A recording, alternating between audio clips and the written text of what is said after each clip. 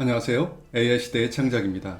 오늘은 창의적 공간 디자인을 위한 생성형 AI의 활용이라는 주제로 특강을 진행해 보고자 합니다. 이번 특강은 두 개의 영상으로 구분해서 녹화할 예정입니다. 이 페이지에 나온 이미지들이 실제 존재하는 공간이라고 하면 믿기 어려우시겠지만 어떤 디자이너가 디자인한 것을 3D로 렌더링한 것이라고 하면 믿을만 하시죠? 이번 특강의 목표에 대해서 말씀드려 보겠습니다. 일단 창의적 발상을 위해서 생성형 AI가 필요한 이유를 말씀드리고자 합니다. 세부적으로 말씀드리자면 첫 번째로 생성형 AI, 스테이블 디퓨전과 공간 디자인의 관계에 대해서 이해시켜 드리고자 합니다. 두 번째로 입문자의 학습을 가로막는 어려운 용어와 중요 개념을 이해시켜 드리고자 합니다. 세 번째로 현재 단계에서 생성형 AI의 가능성과 한계에 대해서 이해시켜 드리고자 합니다. 이번 특강의 목차에 대해서 말씀을 드리겠습니다. 첫 번째 강의에서는 생성형 AI와 공간 디자인, 왜 스테이블 디퓨전인가, 스테이블 디퓨전에서 UI라고 부르는 것들의 종류, 텍스트로 이미지를 생성하는 방법에 대해서 시연을 하면서 보여드리겠습니다. 두 번째 강의에서는 이미지 생성의 기본 원리와 이미지로 이미지를 생성하는 방법에 대해서 시연을 통해서 소개하겠습니다. 마지막으로 마치는 말과 커뮤니티를 소개하면서 마무리하고자 합니다. 먼저 강의자인 제가 누구인지 말씀드리고자 합니다. 26년 경력의 실감 미디어 프로젝트 기획과 관리 전문가로서 커리어를 쌓아왔습니다. 그러나 현재 지금은 생성형 AI, 특별히 스테이블 디퓨전의 강의자로 변신 중에 있습니다. 저는 공간 디자인 박사이기도 하고 가상현실 석사 학위를 가지고 있으며 메타버스 기업의 임원 출신이기도 합니다. 저의 궁극적인 목표는 생성형 AI를 활용해서 창의적인 메타버스 공간을 제작하고 수익화하는 데 있습니다. 그럼 먼저 이 질문부터 시작하는 게 좋겠습니다. 우리는 왜 AI를 필요로 하는가? 그것은 일단 비용을 줄일 수 있고 시간을 절약할 수 있으며 아이디어 발상에 도움이 되기 때문입니다. 이런 것들은 모두 생산성과 연결이 됩니다. 그런데 저는 생성형 AI가 이 아이디어 발상, 아이디에이션에 도움이 된다는데 가장 큰 가치를 두고 있습니다. 아이디어는 곧 창의성입니다. 그런데 이 창의성이 디자이너에게 더 많은 자유를 의미한다고 하면 지나친 비약일까요? 여기 있는 원본 이미지를 다양한 스타일로 AI로 렌더링 하는데 어느 정도 비용과 시간이 들었을까요? 그리고 어떤 결과물을 얻었을까요? 제 컴퓨터를 이용했기 때문에 비용은 들지 않았고 시간은 약 10분이 소요되었는데 대부분 프롬프트를 작성하는데 시간을 소요했습니다. 실제로 이미지를 렌더링 하는 데는 약 2분의 시간이 소요된 것 같습니다. 그 결과로 이렇게 4장의 이미지를 생성했습니다. 생성형 AI를 잘 활용한다는 것은 어떤 의미일까요? 아무런 제어가 없이 생성형 AI에 이미지 제작을 맡기면 무작위 결과가 나옵니다. 그런데 창작자가 잘 제어하면 창작자의 의도에 가까운 이미지가 생성됩니다. 물론 아직까지 아무리 노력해도 창작자의 의도를 100% 표현할 수는 없습니다. 창작자의 마음을 스캔할 수 있다면 이야기가 달라질까요? 그래서 저는 생성형 AI를 잘 활용한다는 것이 결국엔 유상현님이 얘기하신 대로 밸런스 찾기라고 생각합니다. 이미지 생성형 AI에는 빅3가 있습니다. 미드저니, 스테이블 디퓨전, DALL-E라는 것이 있습니다. 그런데 결과적으로 보면 이미지의 퀄리티는 대동소이합니다. 미드저니는 미학적 이미지를 잘 생성한다고 알려져 있고 DALL-E는 프롬프트를 잘 이해한다고 합니다. 그런데 스테이블 디퓨전은 정밀한 제어가 가능하기 때문에 생성하는 이미지의 일관성을 유지하기가 좋습니다. 그렇다면 정밀한 설계가 필요한 공간 디자인에서는 어떤 AI가 가장 적합할까요? 저는 아직까지 스테이블 디퓨전이라고 생각합니다. 그렇다면 왜 스테이블 디퓨전인가 다시 한번 말씀을 드려보겠습니다. 미드저니와 DALL-E는 구독제로서 유료이고 동일한 이미지를 가지고 계속해서 작업할 때 제어가 어렵습니다. 또한 클라우드 서비스이기 때문에 인터넷에 접속한 환경에서만 사용할 수 있습니다.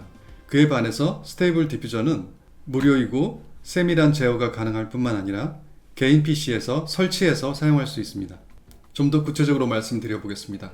오픈소스를 사용하기 때문에 당연히 무료이고 이런 오픈소스들을 개인의 작업에 맞게 맞춤화해서 사용할 수 있습니다. 세밀한 제어가 가능하다는 이유는 컨트롤 넷이라는 것이 존재하기 때문입니다. 단순히 프롬프트만 사용하는 것이 아니라 다양한 컨트롤 넷 모델들을 이용해서 이미지의 일관성을 유지할 수 있습니다. 세 번째로 개인 PC를 사용하기 때문에 자료의 관리가 용이합니다. 작업에 필요한 리소스라든가 결과물들을 개인의 PC에 일목요연하게 정리하고 다시 반복해서 다른 작업에 사용할 수 있습니다. 그러면 스테이블 디퓨전의 애플리케이션의 종류에 대해서 말씀드리겠습니다. 스테이블 디퓨전에서는 이것을 애플리케이션이라고 부르지 않고 UI라고 부릅니다. 그 이유는 아마도 베이스 모델의 역할을 하는 스테이블 디퓨전이 이미지 생성의 코어 역할을 하는 것이기 때문에 각 애플리케이션은 사용에 편리한 UI 서비스를 제공하는 것으로 차별화하기 때문인 것 같습니다. 그 종류를 다 외우실 필요는 없지만 일단 대표적으로 스테이블 디퓨전 웹 UI 계열이 있고요. 컴피 UI가 있고요. 포커스라고 불리는 UI가 있고 볼타 ML, 스톰 AI, SD Next, 인보크 AI 등이 있습니다. 그 외에도 몇 개의 UI가 더 존재합니다. 그 중에 가장 대표적인 UI는 두 가지가 있습니다. 첫째는 웹 UI라는 것이 존재하고요. 두 번째는 컴피 UI입니다. 그런데 저는 웹 UI 4G를 더 선호합니다. 왜냐하면 이미지 생성 속도 측면에서 상당히 빠르고 웹 UI와 거의 동일한 유저 인터페이스를 제공하기 때문입니다. 웹 UI 4G는 대부분의 메뉴와 버튼이 고정되어 있습니다. 반면에 컴피 UI는 작업의 성격에 맞게 조합할 수 있습니다. 이것을 노드형 인터페이스라고 부릅니다. 이러한 특성은 반복적인 작업에 시간을 절약할 수 있도록 돕습니다. 스테이블 디퓨전의 이미지 생성 방식 두 가지는 텍스트를 입력해서 이미지를 생성하는 텍스트 투 이미지, 원본 이미지를 입력값으로 사용해서 이미지를 생성하는 이미지 투 이미지 방식이 있습니다. 텍스트 투 이미지라고 해서 참조 이미지를 입력할 수 없는 것이 아니고 이미지 투 이미지라고 해서 프롬프트가 필요 없는 것도 아닙니다. 이 두 가지는 번갈아 가면서 다양한 목적으로 사용하실 수 있지만 텍스트 투 이미지는 주로 다양한 아이디어를 얻고자 할 때 사용하고요. 이미지 투 이미지는 1차 결과물이 완성되었을 때 그 이미지를 보완하고자 할 때 사용합니다. 이미지 생성을 위해서는 다양한 종류의 모델이 필요합니다. 그 모델들에 대해서 설명을 드릴 텐데요. 일단 그 모델들을 다운로드 받을 수 있는 사이트에 대해서 소개시켜 드리고자 합니다.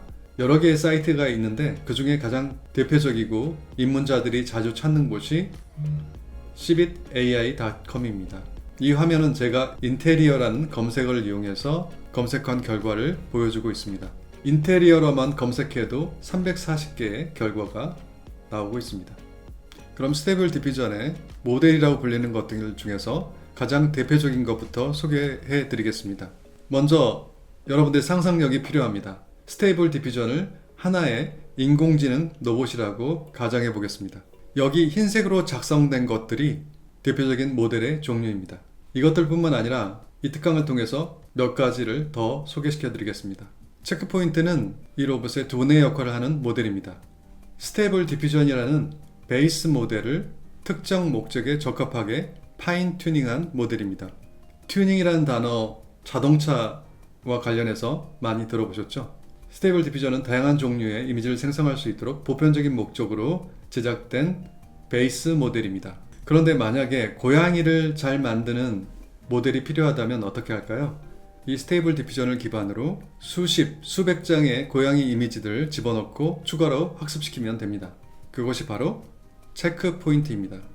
그런데 왜 명칭이 체크포인트일까요? 기억하기 쉽도록 그 이유를 간단하게 말씀드리겠습니다.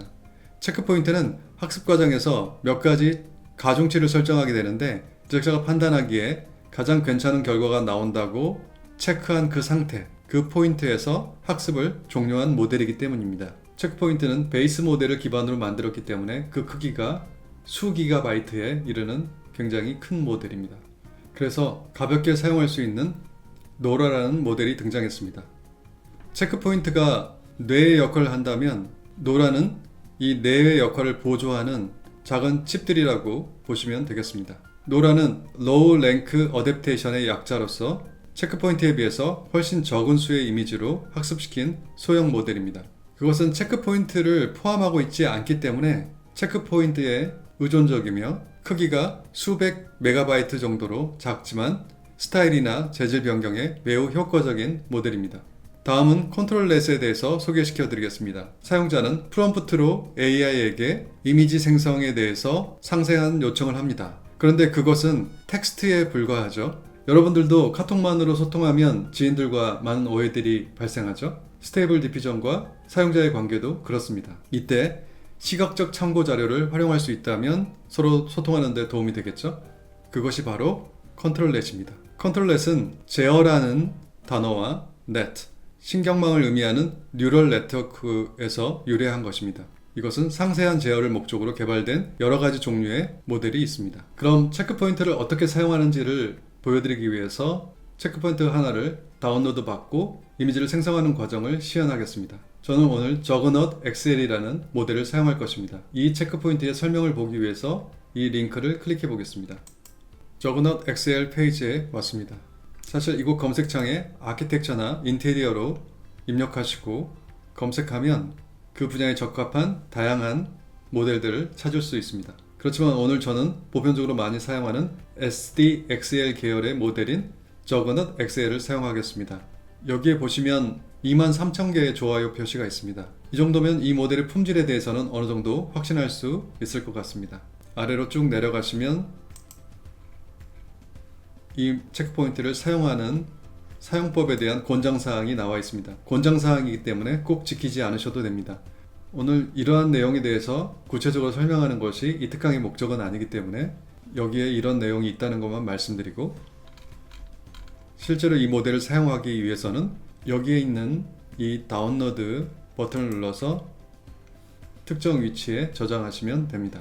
이번 특강 안에 들어간 콘텐츠에 관련해서 어떻게 사용하는지에 대한 영상은 제가 제 유튜브 채널을 통해서 계속 업로드할 예정입니다. 네, 이제 발표 자료로 돌아왔습니다. 오늘 사용할 프롬프트는 이것입니다. 사진과 같이 사실적으로 아트 뮤지엄 빌딩, 물에 반사가 되는 상태이고 배경에는 하늘이 있어야 합니다. 그리고 마치 유명한 건축가인 자하 디디에 의해서 디자인된 듯한 형태여야 되고, 아키데일리라는 세계적으로 유명한 건축 잡지의 이름을 넣어서 이미지 생성에 도움을 받고자 했습니다. 이번에는 랜덤 시드를 사용해서 4장의 이미지를 출력하겠습니다. WebUI4G에서 랜덤 값은 -1입니다. 이것의 설정은 직접 입력할 수도 있지만 여기 있는 주사위를 클릭하시면 세팅이 됩니다. 일단 결과 이미지를 한번 보시겠습니다. 이렇게 4장의 이미지를 생성했고요. 여러분들의 이해를 돕기 위해서 영상으로 좀 더 상세하게 설명드리겠습니다. 앞서 입력했던 그 프롬프트를 이곳에 입력했고요. 앞서 다운로드 사이트에서 확인했던 그 권장사항을 여기에 그대로 입력했습니다. 그리고 시드는 -1로 했고요. 여기에 배치 카운트, 몇 장의 이미지를 생성하실 것인가에 4장의 이미지를 생성하겠다고 하고 생성을 눌렀습니다. 이미지가 생성되는 과정입니다. 이렇게 나온 4장의 이미지를 모두 참고해서 작업하시면 되지만, 다음 단계의 작업을 위해서 저는 이 이미지를 사용해서 진행해 보겠습니다. 다음은 고정 시드를 사용하는 방법을 시연해 보여드리겠습니다. 시드가 일관성 유지에 도움이 된다는 것을 직접 보여드리고자 합니다. 앞서 제가 마음에 든다고 했던 그 이미지는 이 이미지인데요. 이 이미지의 시드 번호는 어떻게 확인하는지 다음 영상을 통해서 확인해 보겠습니다. 네, 이렇게 완성된 4장의 이미지들을 하나하나 차례로 클릭해 보시면 여기 있는 시드 번호가 변경됩니다. 그 중에 제가 마음에 든다고 했던 이 시드 값을 이곳에 입력하기 위해서는 여기 있는 재활용 표시를 누르시면 이곳에 입력이 됩니다. 배치 카운트는 다시 1로 바꾼 다음에 생성을 진행했습니다. 네, 그러면 이렇게 동일한 이미지가 생성이 되었습니다. 이렇게 같은 시드 값은 생성되는 이미지의 일관성을 유지하는 데 도움이 됩니다. 이번에는 소형 모델인 노라를 사용해 보겠습니다. 노라는 스타일이나 재질을 변경하기 위해서 체크포인트에 보조적으로 사용됩니다. 저는 이번에 건물의 재질을 노출 콘크리트로 변경해 보고자 합니다. 프롬프트에 이렇게 재질을 직접 입력해 줄 수도 있지만 학습이 된 노라를 함께 사용하면 훨씬 효과가 좋습니다. 그럼 어떤 노라인지 살펴보기 위해서 다운로드 페이지를 한번 방문해 보겠습니다. 네, JJ's 콘크리트 아키텍처라는 이름인데요. 여기 예시 이미지를 보시면 직선형 건물에 노출 콘크리트 재질을 사용한 이미지들을 이용해서 학습한 것을 알 수 있습니다. 그러면 그 중에 예시 이미지 하나를 클릭해 보겠습니다. 이렇게 예시 이미지를 클릭하시면 이 이미지를 제작할 때 사용했던 프롬프트와 네거티브 프롬프트를 볼 수 있습니다. 저는 이 중에서 콘크리트 아키텍처라는 이 단어가 굉장히 중요한 단어인 것 같아서 이 단어를 사용해서 진행해 보겠습니다. 일단 결과는 이렇게 나왔습니다. 굉장히 많이 달라졌죠? 영상으로도 진행 과정을 한번 보시겠습니다. 이곳에 콘크리트 아키텍처라는 프롬프트를 입력해 줬고요. 여기 노라라는 탭에서 이 노라를 클릭해 주면 이쪽에 프롬프트에 이 노라의 명칭이 들어갑니다. 여기서 강도를 1이 아니라 0.5로 낮춰 주었습니다. 그래서 이런 결과가 나왔는데요. 본래 노라가 가지고 있던 강한 직선형 건물의 성향이 여기에 영향을 미쳤다고 생각합니다. 그 강도를 0.5로 줄였는데도 불구하고 형태에 많은 영향을 미쳤습니다. 다만 재질은 노출 콘크리트로 잘 나온 것 같습니다. 제가 계속 일관성에 대해서 말씀을 드려왔는데 같은 시드를 사용했는데도 불구하고 일관성이 깨지는 상황이 또 발생했습니다. 이것은 컨트롤렛을 사용해서 다시 일관성을 회복시킬 수 있습니다. 가장 대표적인 컨트롤렛 모델 두 가지를 소개시켜 드리고자 합니다. 첫 번째로 칼라 이미지에 있는 3월의 외곽선을 인식해서 앞으로 생성할 이미지의 형태를 제어하는 모델입니다. 두 번째로 이미지의 깊이 값을 인식해서 생성되는 이미지의 형태뿐만 아니라 깊이 값을 제어합니다. 첫 번째 모델의 이름이 캐니이고 두 번째 모델의 이름이 뎁스입니다. 그 외에도 이렇게 다양한 여러 가지 컨트롤렛 모델이 있습니다. 이런 것들은 앞으로 하나하나씩 배워가야 할 것 같습니다. 컨트롤렛은 이렇게 시드와 더불어 작업의 일관성을 유지하는 데 도움을 주고요. 그래서 의도한 부분만 수정할 수 있도록 도움을 줍니다. 생성된 결과는 다음과 같습니다. 재질은 노출 콘크리트로 변했고 형태는 최초에 제가 선택한 이미지와 같아졌습니다. 영상으로도 한번 보시겠습니다. 이 하단에 컨트롤렛 메뉴가 있는데요. 이 컨트롤렛 메뉴 중에서 캐니를 선택하고 여기에 앞서 생성한 이미지를 불러와서 집어넣습니다. 그리고 여기서 전처리 과정을 통해서 이런 이미지를 뽑아냅니다. 그 다음에 적합한 캐니 모델을 선택해 주고요. 여기에 적용하는 가중치를 0.5로 변경했습니다. 두 번째 컨트롤렛은 뎁스를 사용했고요. 역시 동일한 이미지를 끌어와서 넣어주고 전처리기를 통해서 이런 깊이 값의 이미지를 뽑아냈습니다. 그 다음에 모델을 선택해 주었고 가중치는 1로 해서 이미지를 생성했습니다. 그래서 최종적으로 이런 이미지를 완성했습니다. 잠시 인테리어 디자인에서도 컨트롤렛을 사용하는 예를 보여드리기 위해서 이 장표를 준비했습니다. 이렇게 현장 사진의 원본 이미지가 있는데요. 이것을 MSLD라고 직선을 잘 인식하는 컨트롤렛을 활용했고요.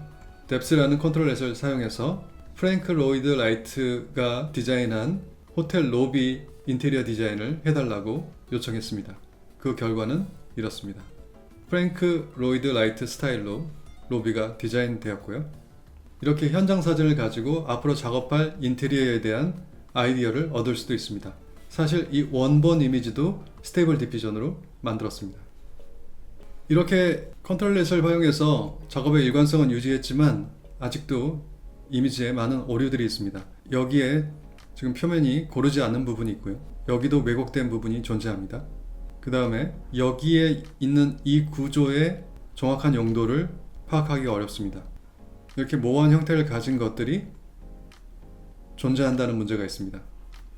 이 문제를 해결하기 위해서는 포토샵이나 이런 것들을 활용할 수도 있지만 스테이블 디퓨전에 있는 기능 중에 하나를 활용해 볼 수도 있습니다. 그것이 바로 하이레스 픽스입니다. 하이 레졸루션 픽스, 즉 이미지를 고해상도로 업스케일 할 뿐만 아니라 픽스, 이미지를 수정하기도 합니다. 이것 또한 이미지를 업스케일링하는 모델을 사용하는데 앞서 많은 모델들을 설명드렸기 때문에 이번에는 그냥 마무리 작업은 이렇게 하는구나 라고 느낌으로 보시면 좋을 것 같습니다. 일단 결과물은 이렇습니다. 이 하이레스 픽스에서 디노이징 스트렝스라는 것을 사용하고 있는데 이것은 다음 강의에서 함께 설명드리겠습니다. 영상으로 한번 보시겠습니다.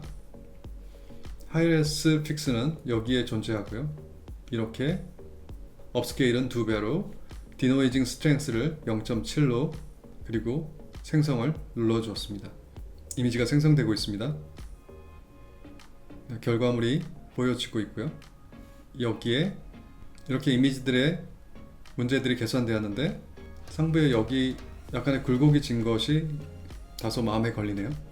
이번 특강의 첫 번째 시간은 여기서 마치겠습니다. 두 번째 시간에는 스테이블 디퓨전의 이미지 생성 원리, 스테이블 디퓨전을 활용한 AI 렌더링, 그리고 이 특강에서 가장 중요한 창의적 발상을 위해서 스테이블 디퓨전을 어떻게 활용하는지에 대해서 설명드리고자 합니다. 중요한 내용이니 놓치지 마시고 두 번째 강의도 꼭 시청 바랍니다. 앞으로 스테이블 디퓨전뿐만 아니라 생성형 AI와 창작에 대한 전반적인 이야기를 듣고 싶으시다면 AI 시대의 창작이라는 유튜브 채널을 구독해 주시기 바랍니다. 그리고 앞으로 온라인과 오프라인이 혼합된 커뮤니티 활동을 하고자 하신다면 카카오톡 오픈 채널에 AI 시대의 공간 디자인에 가입해 주시기 바랍니다. 그리고 구독과 좋아요, 알림 설정도 잊지 마시기 바랍니다. 감사합니다.